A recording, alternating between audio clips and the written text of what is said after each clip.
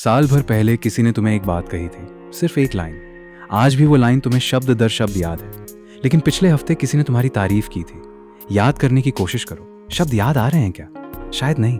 ये कोई इत्तेफाक नहीं है, तुम्हारा दिमाग जानबूझकर ऐसा करता है। और वजह जितनी दिलचस्प है उतनी ही डरावनी भी। जरा सोचो, किसी मीटिंग में 100 लोगों ने तुम्हारे काम की तारीफ की, लेकिन एक इंसान ने कुछ नेगेटिव कहा। रात को सोते वक्त दिमाग में क्या घूमता रहता है? वही एक नेगेटिव कमेंट बार बार। सोशल मीडिया पर तुम्हारी पोस्ट पर 100 अच्छे कमेंट आए और एक हेटर ने कुछ बुरा लिखा। पूरा दिन खराब किसने किया? वही एक कमेंट। ये पैटर्न हर जगह दिखता है। तुम इसे कमजोरी समझते हो, ओवर थिंकिंग समझते हो, लेकिन असल में ये तुम्हारे दिमाग की एक बहुत पुरानी, बहुत जानबूझकर बनाई गई सेटिंग है। तुम्हारा दिमाग 2 तरह की जानकारी को अलग अलग तरीके से संभालता है। तारीफ को दिमाग एक सामान्य सूचना मानकर रख देता है, जैसे कोई मौसम की खबर।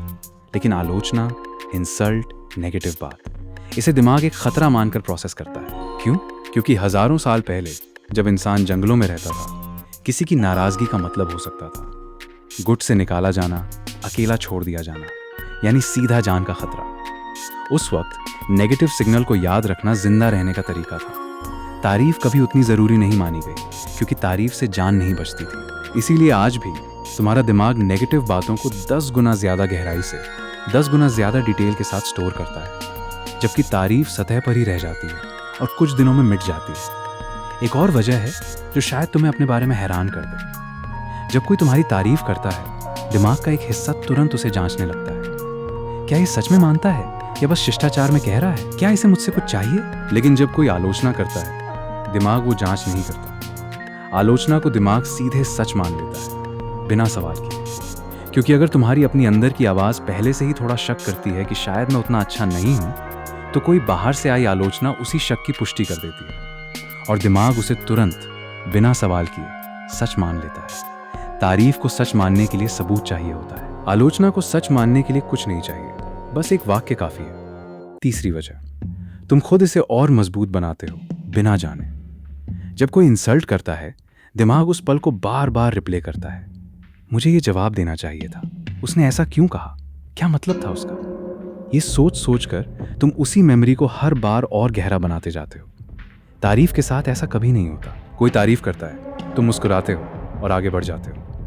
दिमाग उसे दोबारा नहीं खंगालता, कोई रिप्ले नहीं होता। और मेमोरी साइंस का एक सीधा नियम है, जिस चीज को जितनी बार दोहराया जाए वो उतनी मजबूती से याद बन जाती है। तुम इंसल्ट को 100 बार दोहराते हो, इसीलिए वो कभी नहीं भूलती। तारीफ को एक बार भी नहीं दोहराते, इसीलिए वो हफ्ते भर में गायब हो जाती है। अब सबसे असहज सच्चाई, ये पूरा सिस्टम, नेगेटिविटी को ज्यादा तवज्जो देना। कुछ लोग इसे बखूबी समझते हैं और जानबूझकर इस्तेमाल करते हैं। जो लोग तुम्हें कंट्रोल करना चाहते हैं, वो जानते हैं कि 100 तारीफों का असर एक तीखी आलोचना जितना नहीं होता। इसीलिए कुछ रिश्तों में, कुछ काम की जगहों में एक इंसान बार बार तारीफ करता रहेगा, लेकिन बीच बीच में एक बहुत सटीक, बहुत चुभने वाली बात कह देगा। वही एक बात बाकी सारी तारीफों को दबा देती है और तुम्हें हमेशा असुरक्षित बनाए रखती है।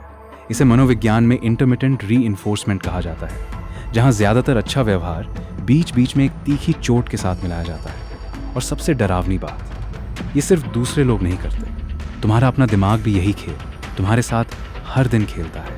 ये पैटर्न हर जगह दिखता है। काम की जगह पर सालों की अच्छी परफॉर्मेंस के बाद भी एक बुरा रिव्यू पूरा आत्मविश्वास हिला देता है। रिश्तों में महीनों का प्यार भरा व्यवहार भी एक तीखी बात के आगे फीका पड़ जाता है। सोशल मीडिया पर एक क्रिएटर के हजारों अच्छे कमेंट्स के बीच बस एक हेट कमेंट उसे रातों की नींद खराब कर देता है। परिवार में बचपन में सुनी एक आलोचना बरसों की तारीफों से भी ज्यादा गहरी छाप छोड़ जाती है।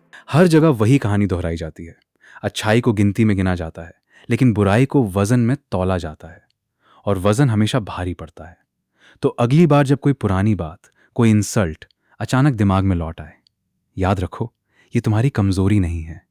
ये तुम्हारे दिमाग की एक बहुत पुरानी सेटिंग है, जो आज के जमाने में उतनी काम की नहीं रही। लेकिन असली सवाल ये नहीं कि दिमाग ऐसा क्यों करता है। असली सवाल ये है, तुमने आखिरी बार कब किसी की तारीफ को उतनी देर तक याद रखने की कोशिश की जितनी देर एक इंसल्ट को याद रखा था?